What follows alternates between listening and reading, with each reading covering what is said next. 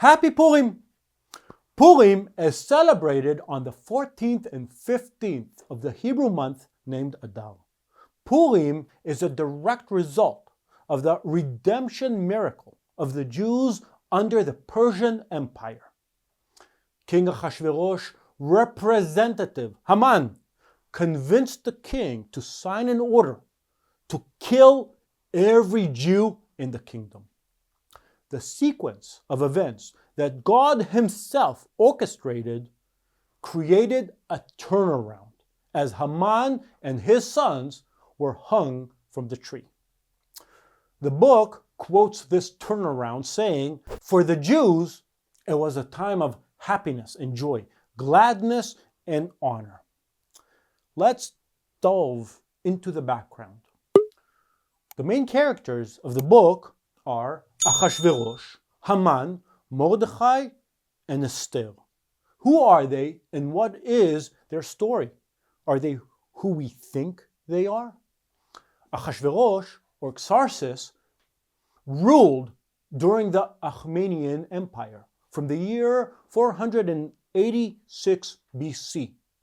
This was the ancient Iranian or Persian Empire. Ahashverosh inherited this great empire, and he continued the wars in the trial to conquer the world. We tend to play Ahashverosh as a dumb, tipsy, unstable king. However, the opposite is true. Ahashverosh has vision and extraordinary organizing skills. He isn't a fool, but rather a successful military leader. He understands that for the coming battles, not only local soldiers must be called up, but rather those from the whole kingdom. This is the reason that chapter 1 begins with the diplomatic feast in the capital city, a feast that hosted representatives from the entire empire. The reason was to recruit and continue the ongoing war in order to enlarge the existing empire. The first chapter of the book of Esther is the third year of Ahashverosh's reign, the year 483 BC. However, chapter 2 is the 7th year. The 4 years between chapter 1 and chapter 2 are the 4 years of war between Persia and Greece. In this war, Ahashverosh burns Athens. Yet Persia loses at sea against the Greek fleet. At this point, the Bible returns to the story of Mordechai and Esther. In chapter 3, Haman rises to greatness to be the most important advisor to the king. He is the senior minister, and all the king's servants in the king's gate bow to Haman, for the king had so commanded concerning him.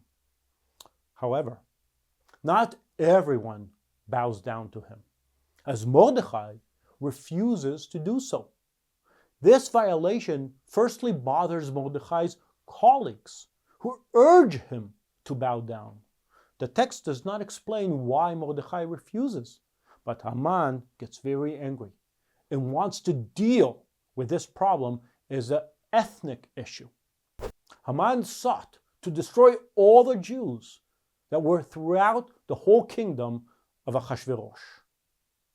Why doesn't Mordechai bow down? There are two accepted ideas. One is religious, and the other one is national. The religious version says that Haman wore the image of an idol as a necklace. Mordechai couldn't bow down, as it would mean he would also bow for an idol. The national version says that unlike Jacob bowing down to Esau, Mordechai did not bow or kneel before Haman as a sign of national pride towards the Persians. I would like to suggest a third option that is slightly different, as Mordechai is distant from his Jewish identity. He sits at the king's palace and make sure his identity remains hidden. From reading the text, I understand that Mordechai is not a proud Jew, and his faith and tradition are not elevated above his career. Mordechai acts just like any other minister at the royal palace.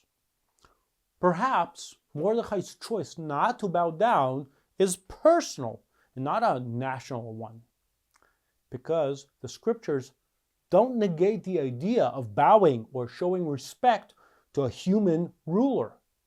Throughout the Bible, prophets too bowed before kings and leaders. So perhaps there is an issue of rivalry between two immigrants, Mordechai and Haman, who struggle for prestige.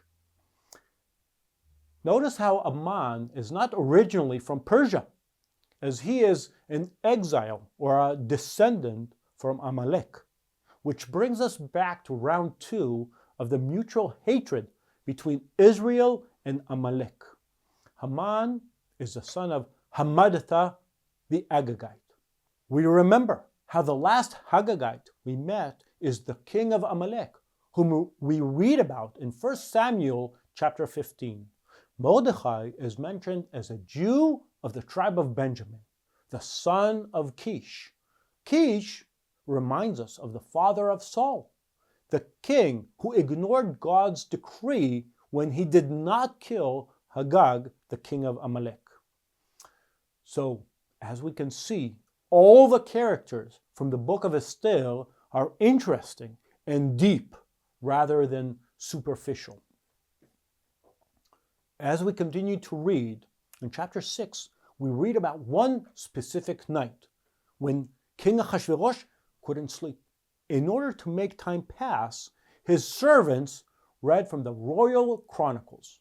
The king then gets reminded how Mordechai saved the king's life as 2 guards plotted to kill him. The king remembered that Mordechai hadn't been rewarded yet. God put Mordechai in the right place at the right time so he could save the king. Let's stop a second and think how Mordechai must have felt. A sense of injustice and wrongdoing. Mordechai saved the king of Persia, one of the world's greatest leaders. The book of Esther recalls how Ahashverosh ruled the empire from India to Africa, a total of 127 countries. Now, Mordechai saves the king and doesn't get rewarded. That's totally unfair. But years later, at the right time, and under God's guidance, the king opens his scrolls at the right time that was most critical for the Jewish people. Perhaps it's also a timely reminder for us to remember that all our deeds are written in the book of the King of Kings. On the day of judgment, we will give an account of all we did and didn't do, and our reward will be accordingly. In Matthew 6, Yeshua teaches us, be careful not to practice your righteousness in front of others, to be seen by them. If you do, you will have no reward from your Father in heaven. So when you give to the needy, do not announce it with trumpets, as the hypocrites do in the synagogues and on the streets, to be honored by them. Truly, I tell you, they have received their reward in full. But when you give to the needy, do not let your left hand know what your right hand is doing, so that your giving will be in secret. Then your Father, who sees what is done in secret, will reward you. Yeshua teaches us that our behavior, how we relate to others, to our surroundings, our mercy, and our judgment, whatever we do in private or in public, will be rewarded. Shabbat Zchor, the last Shabbat before Purim, we learned about measure for measure, as the prophet Samuel says to Hagag, the king of Amalek, before killing him, as your sword has made women childless, so will your mother be childless amongst women. Here, we can see that the punishment belongs to the same category as the sin. The sinner receives exactly the opposite of what he was trying to achieve. The book of Esther uses this principle in order to emphasize the turning of events. For example, Haman required power and honor, but instead he got humiliated and he rushed home with his head covered in grief. The Jews, who were despised and doomed, now got the permission to avenge their enemies so much that many people of other nationalities became Jews because fear of the Jews had seized them.